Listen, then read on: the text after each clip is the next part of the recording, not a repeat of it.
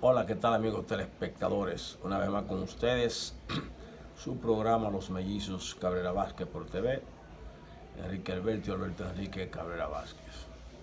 Seguimos con la pandemia del coronavirus 19 y tenemos un ministro de salud pública impotente, inoperante, ineficaz y con muchas complicaciones a la hora de emitir sus opiniones a través de los medios de comunicación. Mientras en la República Dominicana se usa Marchena y al ministro de Salud Pública para dar declaraciones sobre la curva, si baja, si no baja, tenemos que la primera potencia del mundo, Estados Unidos, el propio presidente de la República emite su rueda de prensa, da a conocer al pueblo de los Estados Unidos y al mundo cómo está marchando, cómo está enfrentando el gobierno de los Estados Unidos la pandemia internacional de salud, en contra de la salud. Aquí no. Aquí es el ministro que se estaba quejando de que había solicitado unos 38,000 kits para las pruebas y sin embargo, según la campaña publicitaria del candidato del gobierno PLD, Gonzalo Castillo, ya él ha importado más de 68,000 kits para esas muestras. ¿Qué significa? Que en la praxis el ministro de Salud Pública es Gonzalo Castillo, no es Reina. Lamentablemente se la está en la República Dominicana. Mientras tanto, la OEA dio una declaración media discrética ahí para complacer a todas las partes, menos a una, a la Junta Central Electoral. Y dijo que no hubo, que la irregularidad del boicot de febrero de las elecciones municipales fue producto de mala gerencia del director de elecciones y de cómputos y de la propia Junta Central Electoral. De inmediato, el PLD reaccionó y le pidió al PRM y al PLD, y al partido de Leonel Fernández que se retractaran de haberlo acusado de boicot terrorista electoral.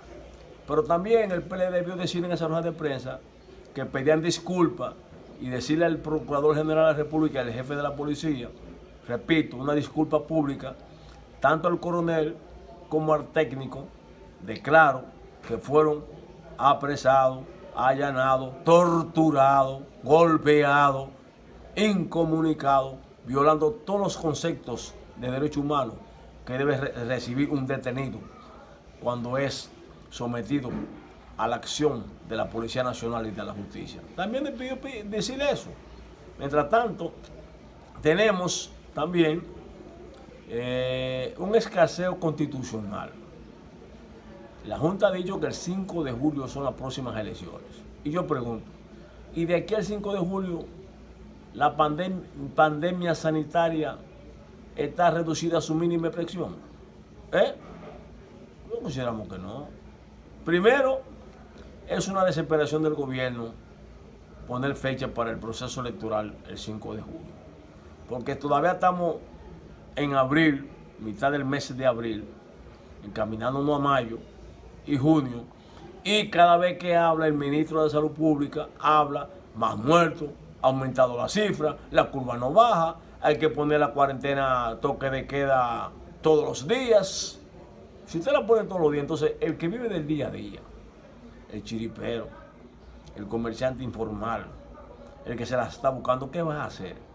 No, para usted poner esa cuarentena permanente, como usted plantea, usted lo puede hacer, ministro de Salud Pública, porque usted tiene su comida asegurada. Usted, sus empleados, compran en grandes almacenes y se lo llevan. Usted no tiene problema, pero la gran inmensa mayoría del pueblo dominicano tiene problemas, porque viven la mayoría del día a día, del chiripero, del picoteo, como se dice. Y usted tiene que, primero, hay que consultar a todo el sistema social dominicano, a todas las fuerzas vivas políticas que inciden en el comercio, en la economía, en el día a día, a empresarios, instituciones, a todo el mundo tiene que consultarlo para saber, crear las condiciones para usted poner una cuarentena 24/7, como se dice. Mientras tanto, lo que debió hacer la Junta Central Electoral era prohibir la propaganda política. Porque mientras el ministro de Salud Pública llama la atención de que la gente después de las 5 se va a su casa y en la mañana sale todo el mundo, también debió llamar la atención a la fuerza política del país. Porque cuando salen los candidatos a senador, a diputado y a la presidencia de la República, principalmente los 3 principales candidatos, salen con mucha gente, nadie sale solo. Aparte de eso, cuando vemos el plan social, comedor económico, por allí, por aquí, es un montón de gente. Ponga el ejemplo, ministro. Pare desde el gobierno la propaganda.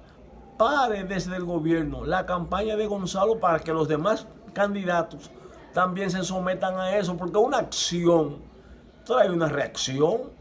Entonces consideramos que el ministro siempre que habla cae en la politiquería, porque eso lo promueve de donaciones que le han dado al ministro de Salud Pública o al Sistema de Salud Nacional. Le han dado, repito, solamente él dice los de González. Mientras tanto, se quejó de que los médicos, que la enfermera, los paramédicos, sin embargo, las enfermeras, los médicos se han quejado de que el ministro, en los directores de hospitales que están combatiendo la pandemia sanitaria, exigen y obligan a los médicos y a las enfermeras a que los kits que ellos le dan, guantes, uniforme, mascarilla, que se lo lleven para su casa y lo laven. Oiga, primera vez que se ve eso, mientras en demás países del hemisferio mundial, esos kits que se utilizan para enfrentar a los enfermos y contener la epidemia, muchos dicen hay que quemarlo, hay que botarlo, hay que buscar nuevos equipos. Cada vez que una enfermera o un médico se va a llevar eso para su casa, si lleva la contaminación en el bolsillo, como se dice, en el cuerpo. Yo considero que el ministro de Salud Pública y esos médicos que le acompañan están haciendo un flaco servicio. Mientras se está hablando de contener la pandemia, el ministro habla y sus secuaces médicos al servicio del Estado de propagar la epidemia. Entonces, ¿qué estamos buscando con eso? ¿Jugar con la epidemia? ¿Con fines clientelistas? Además de eso, miren, ha habido algunos comentarios constitucionales sobre el proceso electoral fijado para el 5 de julio. Van a venir las instancias, el constitucional. Pero es bueno saber, y hemos dicho eso, que algunos tratados constitucionalistas, abogados experimentados ya han señalado el vacío de poder que puede haber el próximo 16 de agosto. Porque ese próximo 16 de agosto, repito, a las 10 de la mañana, debe de entregar Danilo Medina, Margarita Cedeño, los senadores y los diputados electos por 4 años. Si no se da eso, bueno, la Constitución predice, desde el artículo 272, 73, 274, 275, 276, prevé, repito, salidas constitucionales que la debe aplicar el Tribunal Constitucional. Y entre esas medidas está una Junta Gubernativa, un Consejo de Estado, un Gobierno de Emergencia Nacional, un triunvirato, cualquier cosa, menos la continuidad de Danilo y el PLD. ¿Quiénes deben hacer eso? La fuerza viva que inciden en la República, porque ya tenemos el ejemplo histórico después del ajusticiamiento del dictador Rafael Trujillo, donde aquí hubo un Consejo de Estado, aquí llegó a haber un triunvirato, aquí llegó a haber un gobierno provisional y hubo también un gobierno de emergencia. Todo eso se prevé. Entonces hay algunos que creen que se puede prolongar el mandato constitucional de Danilo y los legisladores. La Constitución no prevé ese transitorio, no lo prevé. ¿Por qué? Cuando hay cosas de emergencia, como lo que se está ocurriendo ahora, ahí no procede una reforma constitucional. Y ya están hablando los tratadistas constitucionales en esa materia. Nosotros consideramos que hasta que no haya una voluntad desde el Estado, desde el gobierno, desde el ministro de Salud Pública, para contener la pandemia, bajar la curva, poniendo ellos el ejemplo, no va a haber solución. Supongamos que llegamos a junio. La pandemia, según los expertos médicos, epidemiólogos, infectólogos, repito, tiene 3 etapas. Primera, segunda y tercera. Todavía no hemos concluido la primera etapa de la pandemia. Viene la segunda etapa, que es a ver qué quedó en la curva, cómo ha bajado, los focos que quedan, cómo combatirlo. Y aparte de eso está la tercera, que es la más peligrosa, que es que se puede revertir.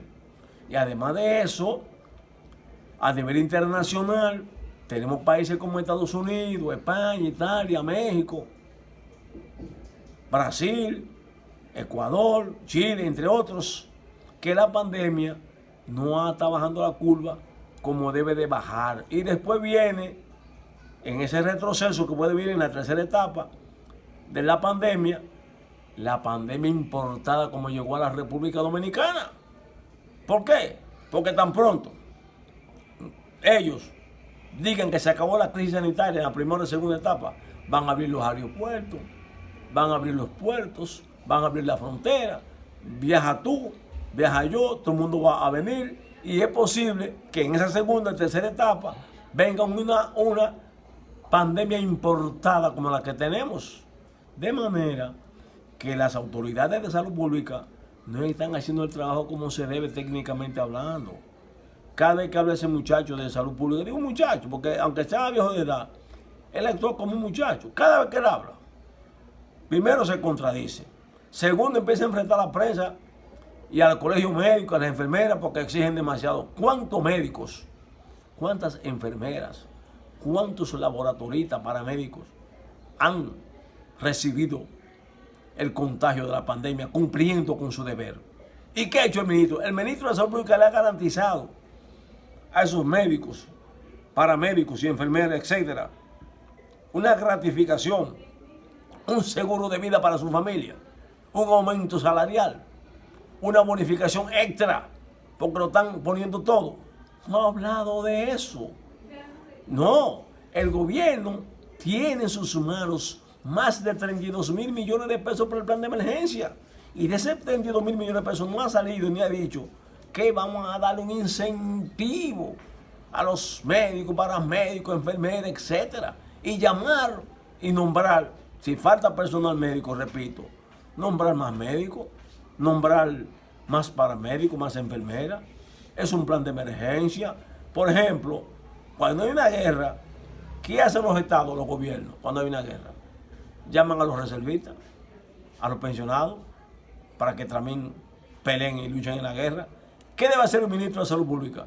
Hay muchos médicos pensionados, con condiciones, o enfermeras, y si no están en capacidad por la edad, pues hay muchos médicos jóvenes que están en el banco, que no han sido nombrados, que muchos lo han nombrado por política. Entonces, tomen en cuenta eso y despreocúpese. Mientras tanto, seguimos jugando al clientelismo. Vemos cómo los medios de comunicación, en el informe de la OEA, un informe muy contradictorio, un informe complaciente para el gobierno y tal vez para la oposición, menos para la Junta. Y ese informe de la OEA a mí no me llama la atención, porque ya lo hicieron con Bolivia. Y hubo un instituto universitario al más alto nivel, con sede en Estados Unidos, que dijo que las elecciones de Bolivia no hubo fraude.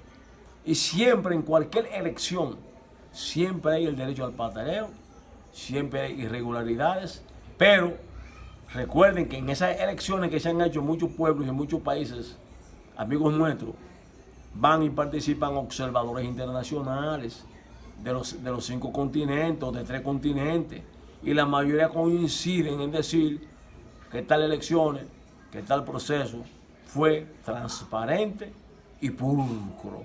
Pero solamente cuando los intereses de la OEA o los intereses del tío Sam le son adversos, de una vez levantan la bandera del fraude para garantizar y legitimar golpes de Estado.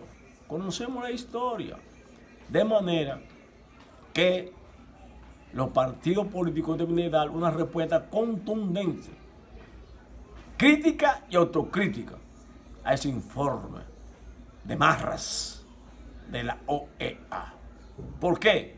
Porque ese coronel y ese técnico deben de tener una explicación de la Policía Nacional que recibe este gobierno, del Procurador General que recibe este gobierno, de la aparatosidad y de los atropellos que sirvieron en ese febrero malogrado que suspendió el proceso municipal electoral. Entonces, el gobierno y el procurador